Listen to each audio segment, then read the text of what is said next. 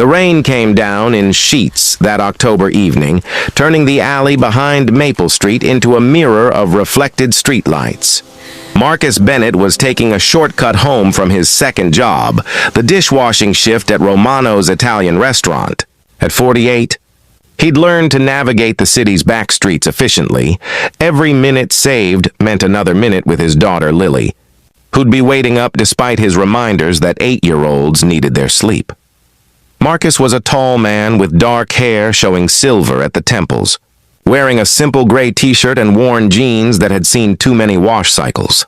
His work boots splashed through puddles as he hurried through the rain, thinking about the permission slip he needed to sign for Lily's field trip and whether they had enough groceries to last until Friday's paycheck.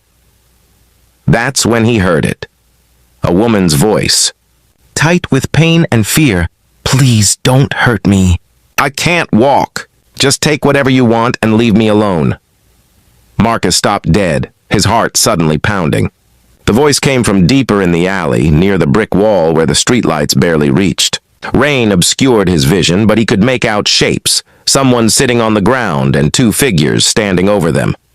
Every instinct screamed at him to keep walking, to call the police from a safe distance. He thought of Lily at home, of how she'd already lost her mother to cancer 3 years ago. What would happen to her if something happened to him? But then the woman's voice came again, breaking, Please, I have a daughter. I just want to get home to her. And that decided it. Marcus moved forward, his boots loud on the wet pavement. Hey, back away from her! The 2 figures, young men in dark hoodies, spun around. In the dim light, Marcus could see they were barely more than teenagers, maybe 19 or 20. One held a woman's briefcase, the other her phone. Walk away, man, the taller one said, his voice shaking slightly. This isn't your problem. Can't do that, Marcus replied, continuing to move closer. His heart hammered, but his voice stayed steady. The same calm tone he used with Lily when she had nightmares. You're going to leave, now, and you're going to leave her things. The stockier one laughed nervously. Or what, you gonna stop us? Marcus was close enough now to see the woman on the ground. She wore a mint green business suit, now soaked through with rain. Her blonde hair was plastered to her face, and she sat with her legs at an awkward angle against the brick wall. Behind her, about 10 feet away, Marcus could see a small figure in a yellow raincoat, a child, maybe 7 or 8, frozen with fear.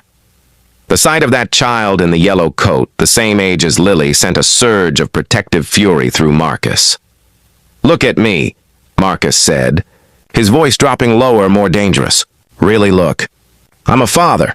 I've worked construction, warehouses, and kitchens for 20 years. I've lifted, carried, and fought exhaustion every single day to provide for my daughter. He took another step forward. And I'm telling you right now, you're not going to hurt that woman or that child. Not while I'm breathing. Something in his voice, or perhaps something in his eyes, made them hesitate. These weren't hardened criminals. They were scared kids who'd made a terrible choice.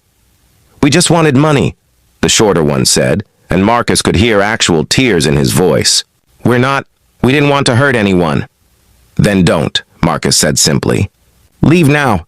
Leave her things. Make a better choice. For a long moment, nobody moved.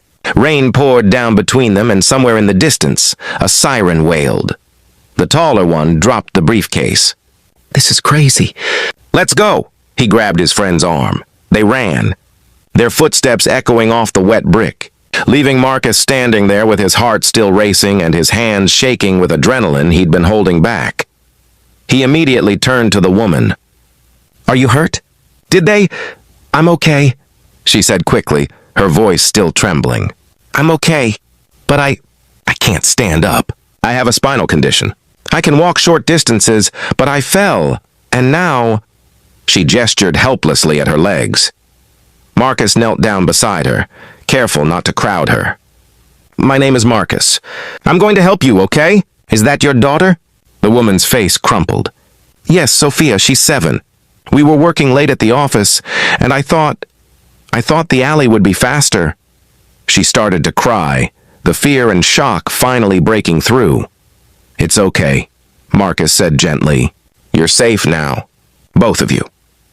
He looked over at the little girl in the yellow coat. "Sophia, can you come here, sweetheart?" "Your mama needs you!" The child ran forward, throwing herself into her mother's arms. Both of them were crying now, and Marcus felt his own eyes grow hot. "Can you call someone?" he asked. "Your husband, or—" "No husband," the woman said, wiping her eyes. "Just us, and my phone. They took my phone." "Use mine," Marcus said, pulling out his old flip phone, the cheapest plan he could afford. "Call whoever you need, and then I'm going to help you get home." The woman stared at him through the rain. "You—" "Why would you do that? You don't even know me." "You said you have a daughter," Marcus replied simply. "I have one too. She's 8. Her name is Lily." He smiled slightly. "I'd want someone to help her if she needed it." The woman's name was Catherine Wells, and it turned out she was the CEO of a major marketing firm downtown. Marcus learned this later, after he'd helped her into his beat-up truck, after he'd carefully lifted her while she directed him on how to support her properly, after he'd made sure Sophia was safely buckled in the back seat, after he'd driven them to their home in a neighborhood so upscale it made him nervous to park there. Their house, it was really more of a mansion, had a security gate and a circular driveway.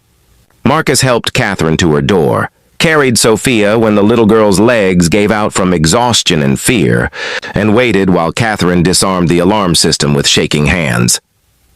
"Please," Catherine said, leaning against her doorframe, tears still streaming down her face. "Please come in." I need to thank you properly. You don't need to do anything," Marcus said gently. "You just need to take care of yourself and your daughter. You've both had a terrible scare." "At least let me get your contact information," Catherine insisted. "Please, What you did tonight. You could have been hurt." "You could have." "I did what any decent person should do," Marcus interrupted. "What I'd hope someone would do for my Lily." But Catherine was persistent, and eventually Marcus gave her his phone number, mostly to reassure her. He didn't expect to ever hear from her again. People from her world didn't mix with people from his. That's just how things were. 2 days later, his phone rang while he was making breakfast for Lily before school. "Mr. Bennett? This is Catherine Wells. Could we meet? I'd like to talk to you, and I'd like Sophia to see you again. She's been having nightmares, and I think seeing that you're okay might help her understand that she's safe." Marcus hesitated, thinking of his schedule, the construction job, the evening shift at the restaurant, the endless juggling of bills and time. But then he thought of the little girl in the yellow raincoat frozen with fear in that alley. "Of course," he said. "When works for you?" They met at a cafe near Marcus's apartment, Catherine's choice, because she said she wanted to come to his neighborhood to see his world. She arrived using a walker, with Sophia holding tight to her hand. Sophia's face lit up when she saw Marcus. "You're the man who saved us." "I just helped," Marcus said, kneeling down to her level. "You and your mama were already brave. I just made sure you stayed safe." Over coffee and hot chocolate for Sophia and Lily, who Marcus had brought along, Catherine explained more about her condition. She'd been diagnosed with degenerative disc disease 5 years ago. Most days she managed well. But stress, exhaustion, and falls could leave her unable to walk. "I've been CEO for 3 years, she said softly. "I've worked so hard to prove I could do the job despite my disability." And that night, I felt so helpless, so vulnerable. She looked at Marcus, her eyes bright with unshed tears. "You didn't see someone weak. You didn't see someone broken. You just saw someone who needed help, and you helped." "That's all any of us can do," Marcus said. "See each other. Help when we can." Catherine was quiet for a moment, watching Sophia and Lily color together at the next table, already fast friends. "I want to offer you a job," she finally said. Marcus blinked. What? "I need someone I can trust. Someone with integrity. Someone who makes the right choice even when it's hard." Catherine leaned forward. "I need a facilities manager for my company, someone to oversee security, maintenance, make sure our buildings are safe. The salary is, well, it's significantly more than what you're making now," and it comes with benefits. Good ones. Marcus felt dizzy. Catherine, I don't have experience in me. Family. Sophia and Lily became inseparable friends, spending weekends together, having sleepovers, treating each other like the sisters neither of them had. And Marcus learned that sometimes the moments that change your life don't feel heroic when you're in them. They just feel necessary. They feel like the only choice a good person could make. Years later, when Lily graduated from college, paid for by the scholarship fund Catherine had established, Marcus stood watching his daughter walk across the stage and felt Catherine's hand on his shoulder. "Thank you," she said softly, "for everything. For that night. For all the nights since." "Thank you," Marcus replied, "for seeing past what I was and seeing what I could be." That rainy night in the alley, when a frightened woman had begged not to be hurt and a tired father had chosen courage over safety, had rippled out in ways neither of them could have imagined. It had changed not just two families, but dozens, through Catherine's expanded accessibility programs, through Marcus's mentoring of young men who needed positive role models, through Sophia and Lily's friendship that reminded them both that family is what you build, not just what you're born into. Sometimes the bravest thing you can do is simply refuse to walk past someone in need. Sometimes changing everything starts with one person saying, "Not while I'm here. Not on my watch." And sometimes, in helping others find their way to safety, we find our own way. "You have the most important qualification," she interrupted. "Character. Everything else we can teach." She paused. "I checked on those two young men, by the way. The police caught them 2 days later, trying to rob someone else. They're 17 and 19, first-time offenders. I spoke with the district attorney. Instead of prison time, they're getting into a rehabilitation program, job training, counseling." "That's good," Marcus said quietly. "They made a terrible choice, but they're just kids. They deserve a second chance." "That's exactly what I thought," Catherine said. "And it's exactly why I want you working with me. Your daughter deserves a father who doesn't have to work 2 jobs.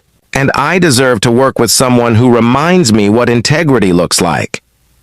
Marcus took the job. It changed everything, not just financially, though being able to spend evenings with Lily instead of washing dishes was a gift he couldn't measure.